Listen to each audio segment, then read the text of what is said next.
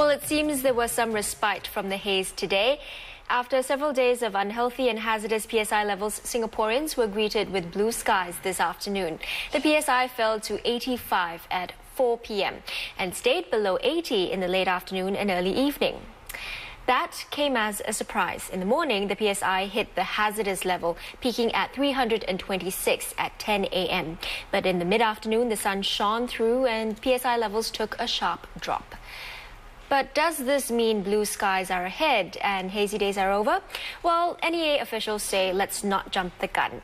Olivia Seong was at the NEA's news briefing this evening. She joins us now with more. So, Olivia, did NEA officials have an explanation for the blue skies this afternoon?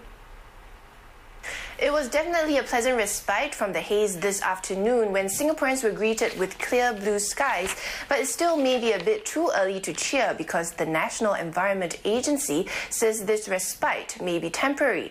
According to the NEA, these clearer skies were caused by a relatively less dense area of haze passing by Singapore.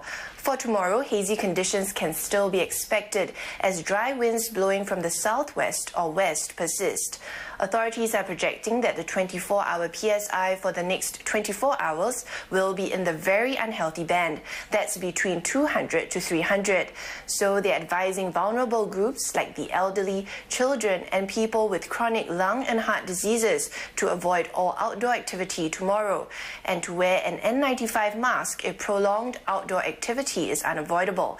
As for the vast majority of healthy people, the advice is to avoid prolonged or strenuous outdoor physical exertion. But is it safe for people to be outdoors when 3-hour PSI levels are lower? NEA says health advisories are based on the 24-hour PSI reading, and for most of today, this was still in the unhealthy range. So it's still best to be on the conservative side and to follow the advisory given. Thanks, Olivia. Olivia Seong there from the newsroom.